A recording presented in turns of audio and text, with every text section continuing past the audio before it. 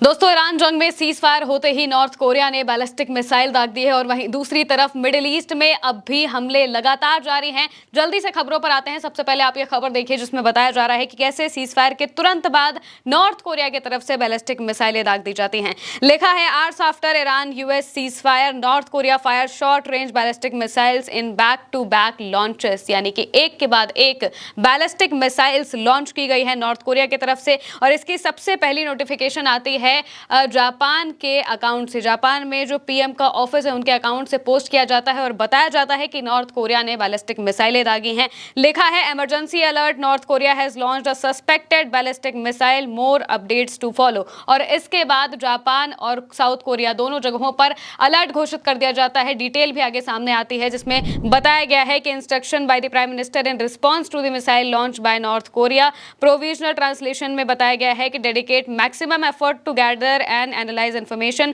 and provide the public with information in a timely and appropriate manner, ensure the safety of aircraft, vessels and other assets, take all possible measures for precaution including readiness for contingencies। ये सारी बातें यहाँ पर लिखी गई हैं और बताया गया है कि कैसे बैलिस्टिक मिसाइल नॉर्थ कोरिया की तरफ से दाग दी गई है इस बीच में। और पूरी जंग की अगर हम बात करें, 40 दिनों की जंग के दौरान नॉर्थ कोरिया ने एक बार नहीं बल्कि ये करीब चौथी बार होगा जब अपनी बैलिस्टिक मिसाइलें दागी हैं। और इससे पता चल रहा है कि नॉर्थ कोरिया अपनी ताकत दिखाने की कोशिश कर रहा है। एक तरफ जहां ईरान, इजराइल और अमेरिका की जंग में सीज फायर होता है,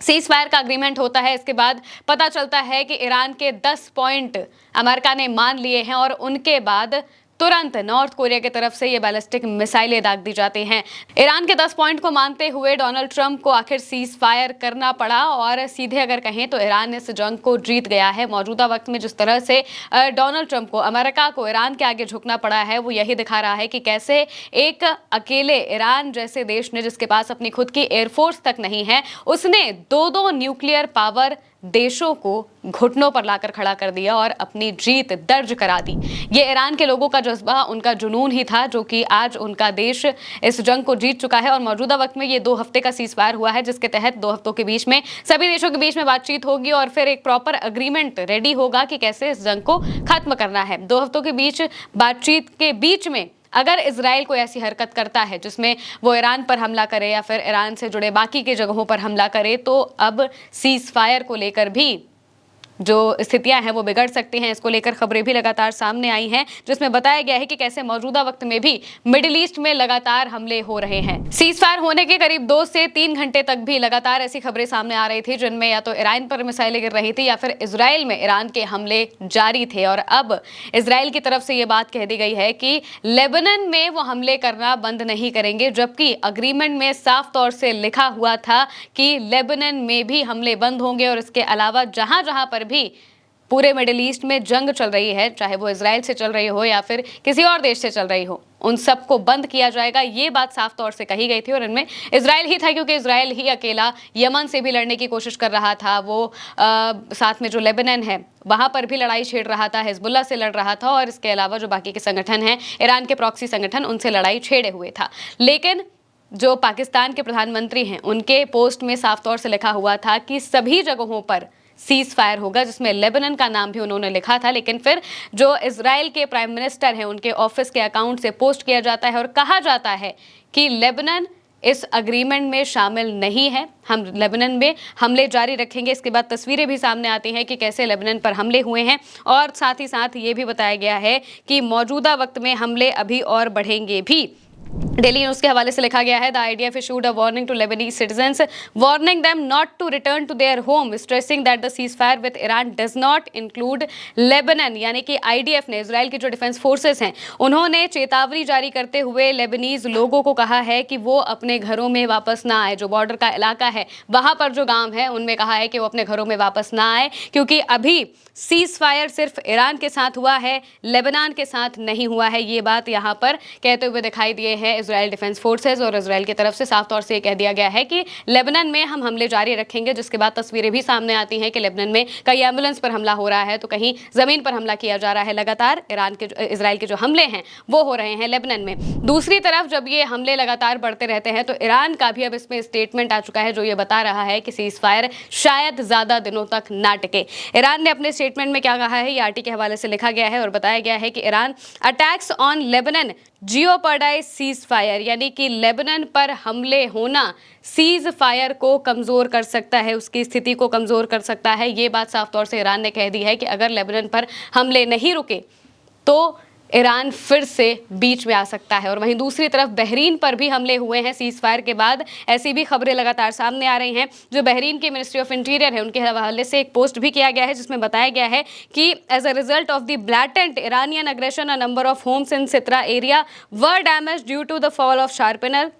from the interception and destruction of an Iranian drone, यानी कि ईरान के ड्रोन से हमला हुआ है जिसका इंटरसेप्शन बहरीन में किया गया है और उसके शार्पनर के गिरने की वजह से, जो मलबा है उसके गिरने की वजह से बहरीन में नुकसान हुआ है, लोगों के घरों को नुकसान हुआ है। ऐसी बात यहाँ पर बहरीन लिख रहा है, जिसका मतलब ये है कि मिडिल ईस्ट में हमले अभी रुके नहीं हैं। मिडिल ईस्ट में लगातार हमले जारी हैं और ये हमले बता रहे हैं कि सीज फायर की स्थिति अभी भी असमंजस में फंसी हुई है। और वहीं दूसरी तरफ अमेरिका में लोगों को यकीन नहीं हो रहा है कि आखिर डोनाल्ड ट्रंप कैसे इस सीज फायर के लिए मान गए, क्योंकि एक दिन पहले तक वो अल्टीमेटम दे रहे थे, सभ्यता खत्म करने की बात कर रहे थे और ऐसा साफ तौर से लग रहा था कि ट्रंप और ईरान के बीच में बात नहीं बन रही है। ईरान ने साफ तौर से कहा था कि हम सारे चैनल्स बातचीत के बंद करते हैं, लेकिन इस बीच खबर सामने आती है कि सीधे सीज फायर हो जाता है। इसको लेकर क्लैश रिपोर्ट के हवाले से एक रिपोर्ट पेश की गई है जिसमें बताया गया है कि even close Trump allies didn't know what he would do, यानी कि ट्रंप के बहुत ही ज्यादा करीब जो लोग हैं उन्हें भी नहीं पता था कि आखिर ट्रंप क्या करेंगे। Multiple Insiders believe he would reject the cease fire offer until he suddenly accepted it. बहुत सारे लोगों का ऐसा मानना है, जो अंदर खाने के लोग हैं उनका ऐसा मानना है कि सबको पता था, सबको लगा था कि डोनाल्ड ट्रंप सीज फायर नहीं करेंगे, उसे रिजेक्ट कर देंगे, लेकिन अचानक से वो सीज फायर एक्सेप्ट कर लेते हैं। आगे लिखा गया है, inside the pentagon officials were preparing for a massive bombing campaign, यानी कि पेंटागन जो कि रक्षा मंत्रालय है अमेरिका का, वहां पर अंदर बड़े लेवल पर बॉम्बिंग की तैयारियां हो रही थी, ईरान पर हमला करने की तैयारियां हो रही थी। और one defence official said we had no idea what was going to happen, it was wild, यानी कि हमें बिल्कुल भी नहीं पता था कि आखिर क्या होने वाला है, लेकिन सब कुछ बहुत भयावह था। Allies expected large scale Iranian retaliation, यानी कि जो ट्रंप के सहयोगी हैं उन्होंने साफ तौर से कहा था कि ईरान की तरफ से बड़े लेवल पर रिटेलिएशन हो सकता है, जवाबी कार्रवाई हो सकती है और जवाबी कार्रवाई के डर से ही डोनाल्ड ट्रंप सीज फायर को एक्सेप्ट कर लेते हैं, क्योंकि ईरान ने साफ तौर से कहा था कि आप हमला करिए, हम भी जवाबी हमला आपसे 2 गुना ज्यादा करेंगे। इसी वजह से जो ईरान के लोग हैं वो ट्रंप की धमकी के बावजूद सड़कों पर निकल आए थे, रात भर जागते रहे, वो ईरान का झंडा लिए सड़कों पर मौजूद रहे, तैनात रहे कि अगर हमला होगा तो हम अपने देश के लिए जान देंगे। और उनके इसी जज्बे, इसी जुनून के आगे डोनाल्ड ट्रंप को घुटने टेकने पड़ गए, जिसके बाद सीज फायर हो जाता है। लेकिन जैसे ही सीज फायर होता है नॉर्थ कोरिया की तरफ से बैलिस्टिक मिसाइलें दाग दी जाती हैं और ऐसा कई रिपोर्ट्स में माना जा रहा है कि नॉर्थ कोरिया ने ये सब कुछ अपनी ताकत दिखाने के लिए किया है और ये बताया है कि अभी हमारे पास ताकत मौजूद है, तो आने वाले वक्त में सतर्क रहें बाकी के लोग भी। ये कहते हुए नॉर्थ कोरिया ने बैलिस्टिक मिसाइलें दाग दी। सी ऑफ जापान में ये मिसाइलें दागी गई है, शॉर्ट रेंज मिसाइलें हैं जिनकी जो सीमा है, जिनकी जो रेंज है वो 270 से 300 या 400 किलोमीटर के आसपास की बताई जा रही है। इतनी दूरी की मिसाइल जो है वो सी ऑफ जापान में दागी गई है, जिसके बाद ही जापान की तरफ से इमरजेंसी अलर्ट जारी किया जाता है और ये बताया जाता है कि नॉर्थ कोरिया की तरफ से बैलिस्टिक मिसाइलें दागी गई हैं। मौजूदा वक्त में भी वहां पर अलर्ट जारी है और वहीं दूसरी तरफ मिडिल ईस्ट के भी कई देशों में अलर्ट अभी रखा गया है, कर्फ्यू लगाया गया है और साथ ही साथ में ईरान को लेकर भी भारत ने एक एडवाइजरी जारी की है और कहा है कि अपने जो नागरिक हैं वो वहां से निकल जाए, यानी कि अभी भी मिडिल ईस्ट में सब कुछ पूरी तरह से ठीक नहीं हुआ है। सीज फायर भले ही हो गया है, ईरान की तरफ से हमले रुक गए हैं, ईरान पर भी मौजूदा वक्त में कोई बड़ा हमला किसी तरीके का नहीं हो रहा है, लेकिन स्थिति अब भी नाजुक बनी हुई है क्योंकि इजराइल लेबनान पर बार बार हमले कर रहा है और ईरान पर भी वो हमले कर सकता है। देखना होगा कि आगे होता क्या है। फिलहाल के लिए मेरे साथ इस खबर में इतना ही। आप देखते रहिए उल्टा चश्मा यूसी।